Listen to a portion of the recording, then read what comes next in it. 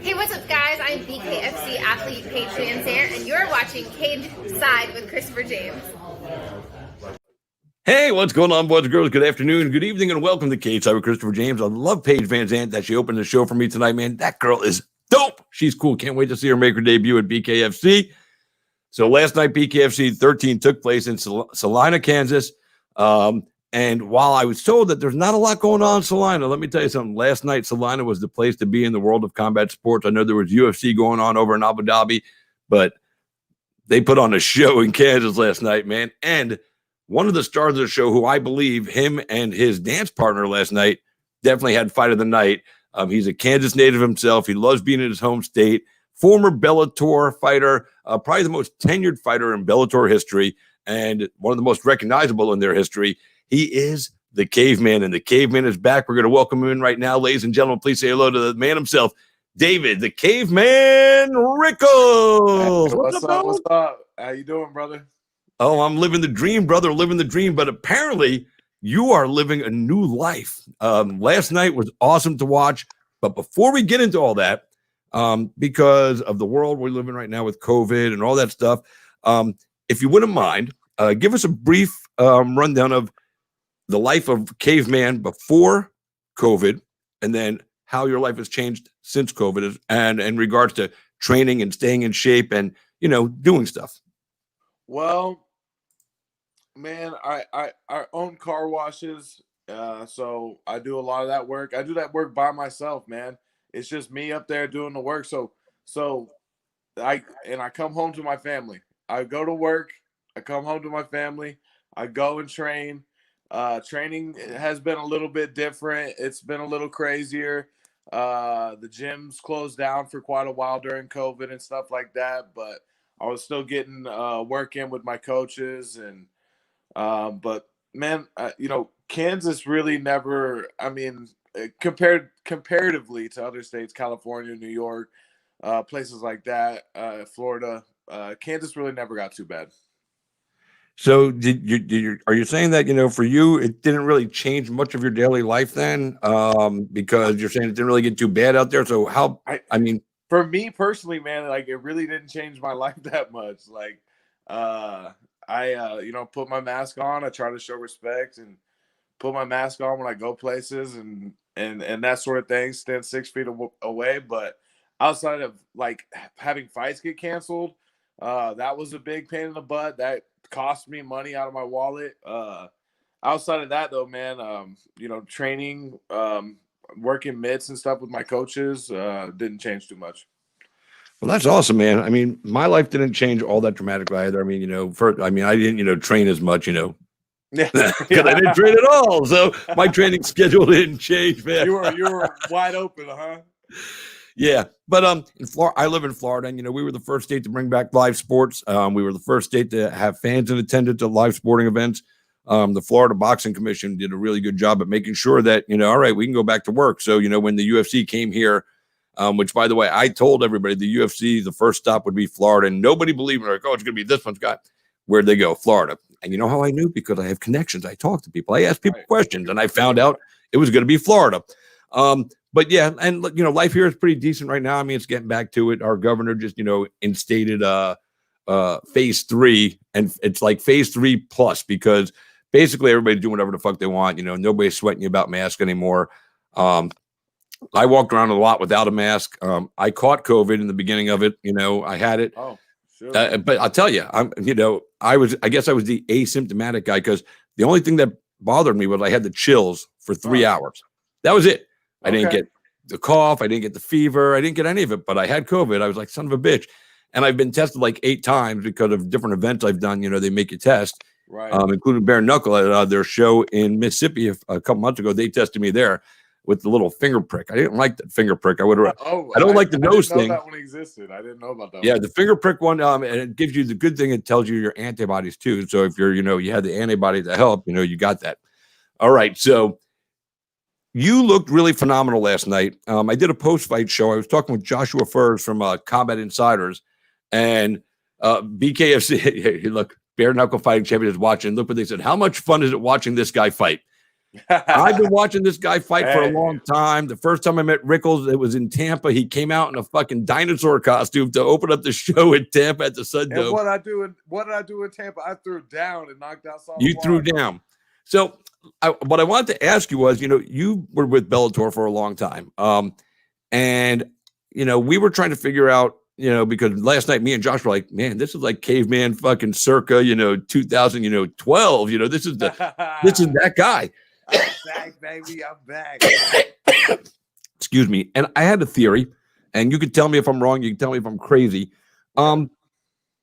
You've been in Bellator for so long, so, maybe getting a little complacent in one spot for the same time, I can understand that. But I think at this point in your career with Bellator, and again, I'm just spitballing here, the way the division has moved on, with championships and everything, I didn't see you entering the championship picture anytime soon. And I thought to myself, maybe that was part of the reason to move on from Bellator and reinvigorate yourself by coming to bare knuckle. Because the one thing I remember speaking to you about on numerous occasions was you always told me that one day, somehow, some way, you were going to be the world champion. Yeah. And now that you're at bare knuckle, an upstart, promotion, doing the newest, greatest, latest, and as the president says, the purest form of combat sports out there, you are totally in line to work your way into a title shot really quickly, because in the division you're in, it's not overpopulated, and you're going to be making history. So is my thought that maybe you felt that you weren't going to be in a title picture in Bellator, part of the reason you left, and part of the reason you're so reinvigorated now, because bare knuckle, it's coming, dude. I mean, you're going to do another one, and like I said, you looked so happy and free last night. I think even if you had lost, which you didn't, but even if you had lost last night, I still think we would have seen the big smile on your face that we used to see from you in every fight, because this is your new home. Right. So am I on target them all? You hit a lot of nails for sure. I definitely want to be a champion of bare knuckle fighting. That was one of the things I said, if I'm gonna sign up and do this, I'm gonna go for the belt. That's my goal. The biggest thing, man, was me and Bellator had some contractual problems, and man, I just truthfully didn't feel like I was getting the respect that I deserved over there. And man, I put in 23 fights. I gave my life to Bellator, and you did, man, and they gave me a lot, man. Like, I'm sitting in a nice house with nice cars, and I got a lot your of businesses and all that stuff. You know what I mean? I got a lot of I own businesses now because of the money that I made in Bellator and stuff like that. So I'm very grateful. Like, by no means am I not grateful for what the opportunities that I got over there. But man, BKFC hollered at me. I loved everything that they had to say. They are very pro Caveman Rickels, and they want to do things. The biggest factor for me, man, I told them straight up, was they need to come to Wichita, Kansas, because this is where I like to perform. This is where I like to fight. But you'll fight anywhere. It doesn't matter. I'll fight anywhere. Sign Caveman's check. Get him a plane ticket. Motherfucker's coming to town. You already know. Hey, I'll fight anywhere. Shit, we can get it anywhere. We can go to a basement. I don't care. But yeah, I mean, I love my city. I love performing. Bellator did that for the longest time for me. We had a home for Bellator here in Wichita for a very long time. They had some issues with the casino they were doing the shows at, yada, yada, anyway. So now I'm talking to bare knuckle about doing shows here. So that's kind of what's going down. Yeah, and just so you know, to be clear, my questions about you and Bellator weren't meant in any way to slight Bellator. I know they were your home for a long time. I know you're always going to, hold them in high regard in your heart, even if you felt they didn't give you the respect you deserved at the end for being there for 23 fights and everything. Yeah, because I know there was a point in your career where the UFC was interested in looking at you and bringing you in, and you never ever, at least as far as I know publicly, you never entertained that, because Bellator always treated you respect. They paid you right, and they put you in fights that you liked and that you wanted. So I know Bellator was an important part of who you are as not just a man, but as a fighter. And like I said, you're the most tenured guy. I still think you hold that record as the most tenured guy in Bellator, unless, somebody snuck in and, did like 8 fights in a row that I wasn't fucking paying attention to. Yeah, I'm pretty sure 23 fights for Bellator. I think I still have the record. You're like the Cerrone of Bellator. I mean, you are. And you even look similar now with the beard and the bald. I mean, it's crazy, That's funny. So, and thank you for being open and honest about it. I mean, some guys, they go, oh, I don't want to talk about it. And I've always known you to be a pretty straight shooter. So now you were supposed to debut a while back, I believe, with BKFC, and then Corona came and everything kind of put everything on the back burner. They finally get a show. It's in Kansas. It's not Wichita, but it's Salina. And, your legend and legacy covers the whole state. So, there was Caveman fans out there looking for you. Yeah, for sure. I definitely had my people there. I've said to every bare knuckle fighter, and I say this because I've spoken to so many now,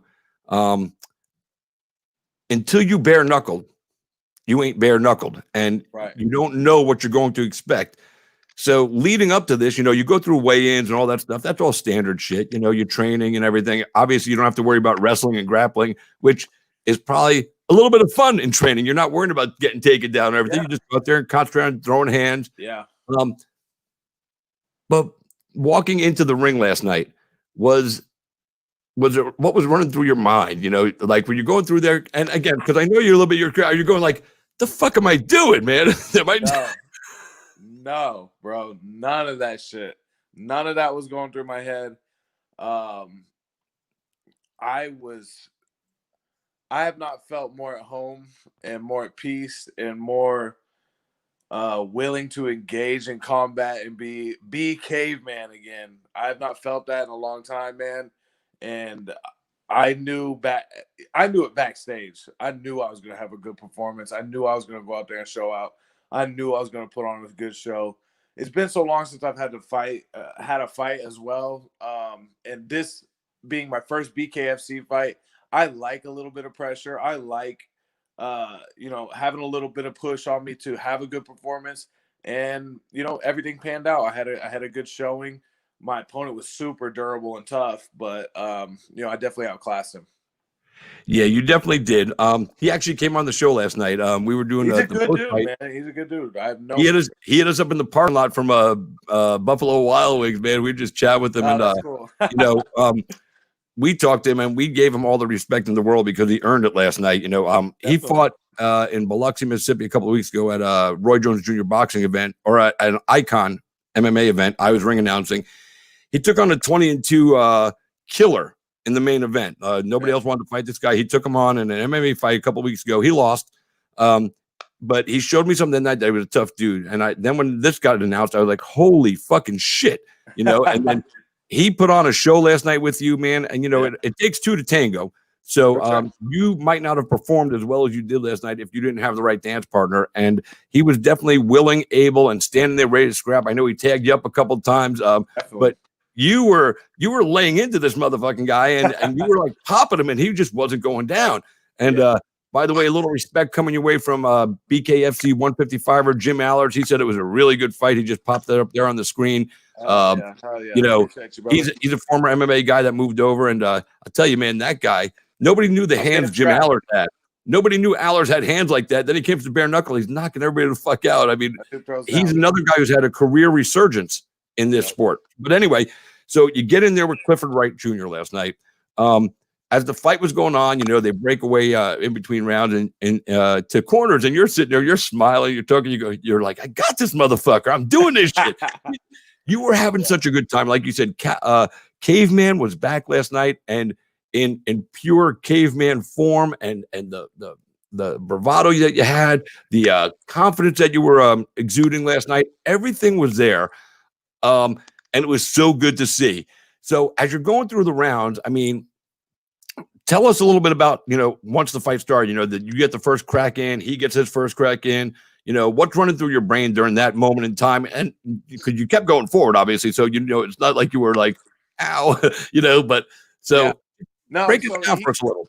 Well, there was the first couple cracks had to, they hit me and they didn't wobble me or stun me or anything, but I knew they were hard shots. I was like, oh, I just got hit pretty fucking hard. and I need to get my game plan together. I need to start fighting this dude. And so after I caught a couple hard shots, it really helped me get into caveman mode and get into rhythm and start landing my shots. Had to show him what I could do. And but it did take me about 30 seconds or 2 punches. I had to feel a couple punches to get going. But once you felt those punches, did you notice the big difference between glove and not glove? Or at that point, the adrenaline was just going, you just got hit? See, that's the thing is like, I talked to a bunch of people like that have done it building up to this. And, some people were like, oh, it feels so different. And some people were like, I don't feel any difference. I didn't notice a difference at all from MMA, glove or not. Like I could feel the difference. I guess the only thing that I noticed was I could feel when I got cut. Like I could tell when a punch landed that cut me. Like I knew when I got cut on this eye over here. And I don't know. A lot more shots are grazing shots too. Like it's hard to land super flush, clean shots. So he was protecting his head really well. I caught him some really nasty uppercuts, but you did really nasty uppercuts, man. He has a granite chin, that's for sure. Yeah, he's watching this interview right now. He just threw a comment on the screen. He said it was an honor to debut against Caveman last night. Hats off, sir. I saw some pictures of you guys post-fight. You guys hanging in the locker room, just chilling and laughing. In regular boxing, that doesn't happen. In MMA, and I've noticed it's carried over to bare knuckle, guys go in there and they share the ring or the cage, whatever it is, and they hang out after. They talk about the fight. They shoot the shit. Unless there's like some real nasty personal lead up to the fight. Yeah. 96% of the guys out there that fight, or girls, in bare knuckle or MMA, they have a camaraderie. They're coworkers to a degree. Yeah, and sure. He did that. And his corner, Doug Rollins, said that him and Cliff just made it home. Thanks for the great fight, Rickels. It was an honor to meet and see a teammate fight the Caveman. And one other thing, D'Lo, whosoever said, tell Davis walkout in Bellator to Black Beatles will always be the best. Yeah, that was a really fun one. So you get in there, the fight's going on. You said it took you 30 seconds or so to kind of, all right, I'm in this, I'm doing this. And as the fight continued on, was there any moments of frustration for you knowing that, every time you crack this guy, like I said, you cracked him with some big uppercuts. We told him last night, man, you even said it. He's got a granite chin. He's got the heart of a Brahma bull. Yeah. There was no quitting this kid. No, so did that frustrate you a little bit? Like you wanted to get that big finish win because I did my research, man. I did my research. Dude, it's one thing if you land those shots and you don't know a guy's stuff. Like I looked at his record and I watched some of his fights and I knew he was going to be durable. I mean, I could be wrong, but every fight that I looked at, he's never even been dropped or knocked out. I think I confirmed talking to him after the fights. I was like, okay, well, he's going to be in there. He's going to be fighting me. You know what I mean? So I'm in there for 5. If I can't I wanted to put him away. I wanted to be the first to do it, bro. I was trying, but I couldn't, man. So hats off to him. I really appreciate him stepping up and taking the fight. And yeah, we had a good dance partner. I had a good dance partner. We put on a damn show. So you've created a great following for yourself over the years between Bellator, just you're being at home in Kansas. I know the Kansas people love you. What was your fan base saying to you last night after the fight? Were they blowing you up on social media? What were your friends? I got blown up, man. I came home and I live in a nice little suburb area, and man, my neighbors, like, they all got together. Like, there was like 30, 40 people outside waiting for me when I got home with banners, welcome home, Caveman, all that stuff like that. And it was really cool, man. I really have a lot of support and love in the city of Wichita, Derby, Kansas in general, really. But yeah, I was just flooded with social media stuff, man. Everyone was happy to see me back on my feet, smiling and happy doing what I love. That's awesome. David Feldman, Nate Shook, and Dave Feldman, the whole crew at Bare Knuckle Fighting Championship, really good people. Yeah. Feldman pays his fighters compared to, starting out in MMA better than starting out in MMA, where you're making, 5 and 5 and 1 and 1 and, right. But he pays good and he treats the fighters right. I know you said you loved everything they had to say, but this was your first experience being at an event with them and going through the whole process. Give us your thoughts, being such a seasoned MMA veteran, comparing it, I guess, making a comparison somewhat to Bellator as far as treatment, because, you know, that's your experience for the last 23 fights. But how do you feel they treated you, you know, as far as, you know, hotel accommodations, travel, everything? I bet you I'm never not on a poster again. I'll tell you that right now.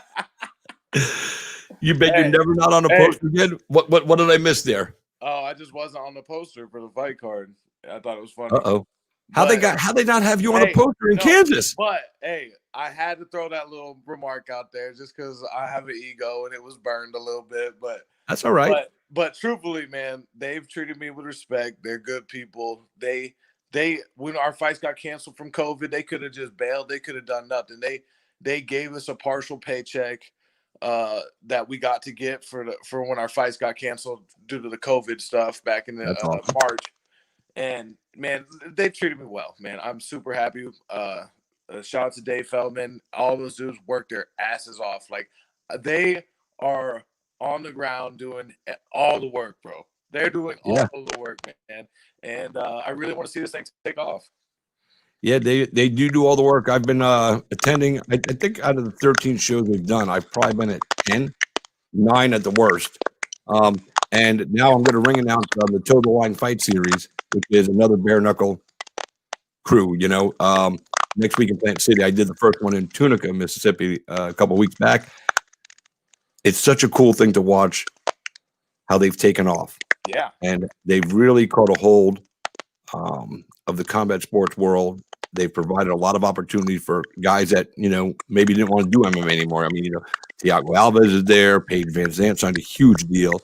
Jim Allers, Luis Palomino, Hector Lombard. I mean, you know, they had Bigfoot go. You know, I mean, it's crazy. But people want to throw down bare knuckle. They really they have the pulse of the combat sports world. What does it mean to you to be in on the? This is still ground floor stuff too. You know, 13 events in, they've got a lot of work to do. But what does it mean to you to be on the ground floor and maybe, you know, be their first 175 champion? I'll tell you what, man. I was on the ground floor at Bellator. I'm happy to be one of the faces that helps in the building up of a company, man. Like, and I really believe that they are making a lot of the right steps, doing a lot of the right things to make this a mainstream combat sport. And shoot, keep putting money in my pocket. And I'll keep knocking fools down. Yo, I swear to God. Hey, man, this bare knuckle was so much fun to me, man. I have not had that much fun in so long. You were talking about, like, the belt part is a little bit about it, but man, I hate wrestling. I hate jiu-jitsu. I'm dead serious. Like, if I could just, like, I always, like, if I could just sign up for just stand-up fights, I would do that. You know what I mean? And now you can. Exactly. Here comes bare knuckle. That's when bare knuckle come around. I'm like, all right, I got to do that one day for sure. So it's been on my radar for a very long time. Well, that's awesome, man. It was so nice to see you be yourself again, because we haven't seen that. I haven't seen that in a long time.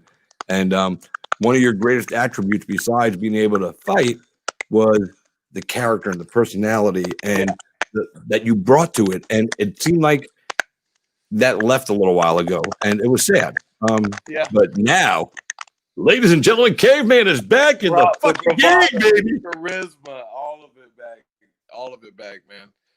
So, are you gonna bring the fun walkouts out to BKFC? Are we gonna see some crazy shit, man? I know you did that at Bellator, and that was your thing over there.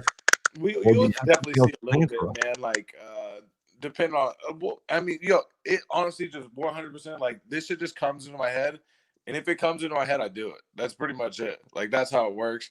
If I don't have anything cool that pops in my head that sounds like fun to do, I don't really do much. You know what I mean? Like, last night I just danced my way to the ring, which I had fun doing, but I didn't have any cool ideas, so I just didn't pop on anything.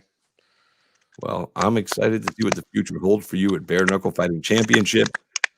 Thank you so much for coming out, putting on a show last night, and doing what you do. You know, just being you. And that's it, man. Guys, you're watching Cage with Christopher James. We're talking with Dave Caveman Rickels. Debuted last night at BKFC 13 in Salina, Kansas. Successful debut, 5-round fight, unanimous decision against Cliff Wright Jr. He's looking for gold. He's sniffing for gold.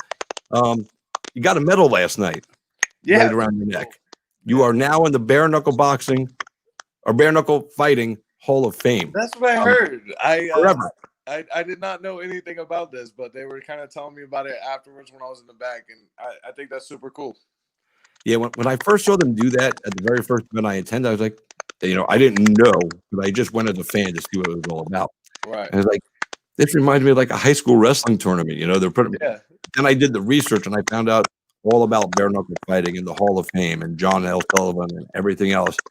And now I want a medal because there's something so special and nostalgic about it that I think gets lost in the world of sports today. And it's an old school sport in a new school world, and they've added a few twists and turns, but the medal that from back then and this is still there. And the belts are the oldest combat sports belt being contested for on the planet Earth today. Right. Yeah. Super cool, man. Like some of the stories, man, we've just like bare knuckles been around forever, man. It's one of the first things humans ever decided to do for sport. So it's no surprise we're still doing it. Oh, it's crazy, man. And I'm glad to see you be a part of it. If you guys are watching, if you've got any questions, drop them on here real quick. I'll give you 60 seconds. I'm going to let Caveman go so he can go rest and relax. He just had a fight last night, man. Yeah. Plus, he probably has to go over to the car wash and check on his coin machines, make sure nobody broke in. And That's right. Nobody stole my trash can. Yeah, you guys, you laugh at stuff like that, guys, but he does. He goes out to the car wash every day. He pulls coins, pulls bills, reloads, does the trash can. It's not like Dave sits back and counts the money and has a crew out there. It's Dave's business. I do work, surprisingly. A lot of people think it's just collect money, but there's quite a bit of work to do. And that's why you are who you are. That's why you stay humble, because you could easily just be working at a car wash and not a professional fighter. I mean, sure. I could, but would keeps be you in check. cool, right? You'd still be cool. One day I'm going to drive out to Kansas just to come to your car wash. You should. I'll give you look at this. Somebody's already throwing fights out here for you. Doug Rowland, Cliff Wright's corner last night goes, God bless, guys. Isaac Valley flag against you or Lombard versus Rickels in a main event. I really like. I actually was talking about. I think I said that in one of my interviews I did last night was the Valley Flag fight. I really like that fight. I know. Hey, that shit's gonna be lit. I'd love to throw down with him. That'd be fun. He's a fun dude, good fighter. He's got a chin. He's got he's like you. He's been around the sport for a while, but he found a spot to continue to play his trade without having to, deal with rear naked chokes at training all fucking day. Right. That's the bonus. Well, before you go, just remind everybody your social media, how to keep up with you and all that good stuff. And after you give us your social media stuff, shoot a plug for Bare Knuckle Fighting. Like, do a promo for Bare Knuckle Fighting Championship, just for shits and giggles. Okay. At the Caveman 316. Basically all my social media, Twitter, Instagram, that sort of thing. And you want me to run a promo? Yeah, cut a promo, man. You know how to cut a promo. I'm coming for you, you son of a bitch. I'm about to put these knuckles on your dome, son. You don't want this action, baby. Let's go. Caveman, over and out. Dave, Caveman Rickels, thank you so much for taking the time. Enjoy the rest of your Sunday and, with your friends and family. I'm so glad that you got the parade kind of thing when you got home. They were out there with the banners. I'm glad you had a good time. The most important thing for me is seeing a guy like you smiling again, having fun again, and competing. And I think we all win. You won, but we all win because of you doing what you did last night. And thank you so much for invigorating us and getting us hyped up and delivering when it came time to toe the line, brother. For sure, man. Hell yeah. I appreciate you having me on. Always, brother. Peace out. I'll hit you up a little later, man. Be safe and stay blessed, man. Cool. Oh, wait, hold on. Before I go, did you see any of the UFC highlights last night? Oh, bro. Yo, that spinning jump kick. Hey, that boy, the guy that got knocked out is my buddy Impa Kasangana. He fought with us at Island Fights. It was scary to watch that because he's a friend. But man, knocked out one of my teammates, and he knocked out one of my friends that has a granite chin, and I was like, that dude's gonna be the truth. And it was crazy to see him get that. I guess Dana gets him $200,000 on the spot. No, Dana said he should get all the money, but everybody else got 50. But I bet you Dana is one of those guys that'll pay you big cash on the low, on the outside, and nobody will ever know about it. He's good at that stuff. Your years in the sport as MMA, I'm glad I remember to ask that. I almost forgot. Corey Sandhagen, baby. I trained. But wait, hold on. That knockout. Everybody's like, I think it's knockout of the year. I hate that my friend is on the receiving end of it. But I spoke to him today. He's doing well. He's like, man, guy did good work against me last night. He's so humble. Yo, if you're in this corner, like, what do you say to that? Like, hey, how do you can't? He was doing everything right. Like, ninja shit happens. Ninja shit happens. But everybody say this might be the best knockout ever. The debate though last night, that's why I want to ask you. Me and Josh were talking last night on my show doing the recap, and I say that was a more crazy and more highlight flash knockout than the Showtime Pettis, Showtime kick. I think that one was better. What's your opinion? I mean, when it happened, I wasn't watching that live, so I just got to talk. I was watching the Showtime Pettis fight live, and like that being like such an amazing fight all the way up until that moment, I think I'm still sold on the Pettis kick. Because it's such a good fight up until that moment. And you're talking about, wasn't it in the last minute of the fight? It was late in the fight. Yeah. And it was a great fight between him and Hendo. I mean, it was like fucking wow, man. They were just going. And the Showtime kick was, for me, stands out more. And correct me if I'm wrong, because I got a lot of fights. That didn't finish the fight because Henderson got up and they kept fighting. This one ended the night. Done. That's true. That's a good point. I don't know, man. It was amazing. I'll tell you that. I like both of them, man. I think this will end up in the top 5 knockouts of all time. I think everybody that's saying that right now. Oh, dude, that's legit. Real forever. All right, man. Well, listen, I just wanted to get your opinion on that. Yeah, Corey Sandhagen, dude, dropped Marlon Moraes, kick to the head. Yeah, so badass, dude. He's such. And Moraes rolled backwards, did a full somersault. I gave him a 10 for the somersault. Because he rolled right up and he opened up his guard to bring him down in. I think the ref stopped it a little quick. Even Mariah said that today. And most guys say that when they lose a fight.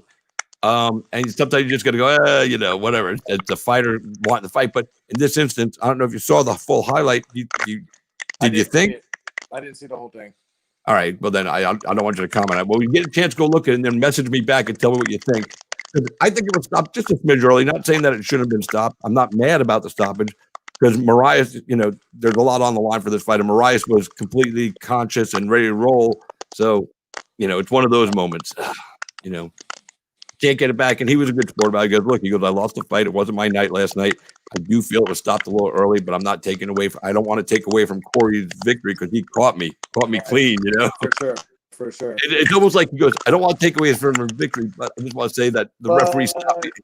But it'd be nice to take. Yeah, that's all, Well, listen, man, you enjoy the rest of your night. Again, thanks for taking the time, man. God bless you and your family, man. You looked great. I can't wait till I have another announcement. He just called out Ike Valley Flag. We might see that one. And if you're out in Wichita, drive through the car wash. Get your shit cleaned up. Rick's Car Wash, baby.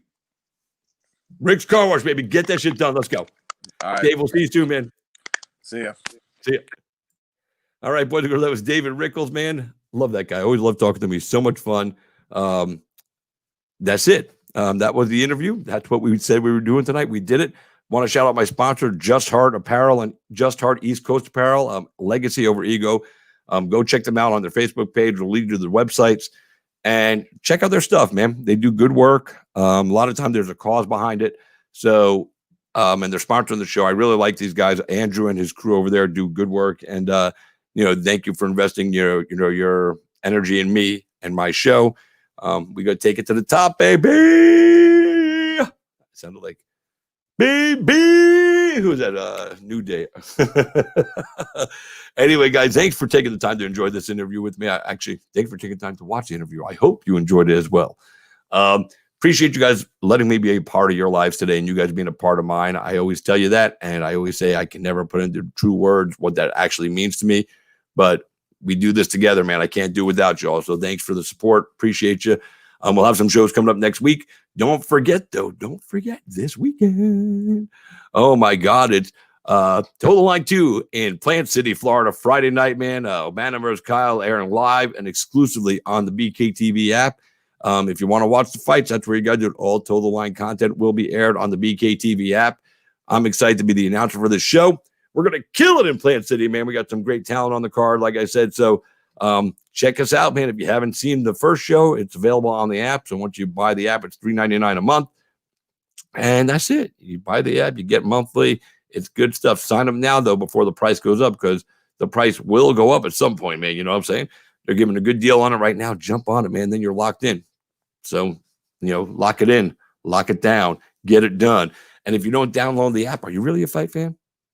That goes for all the fighting apps, Fight Pass, ESPN Plus, and the BKTV app. If you ain't downloading those apps to watch fights and you're stealing content, you're a dick. Straight up. Don't steal content. Support support the sport and the athletes that you say you love and respect by buying these apps and legitimately watching them fight.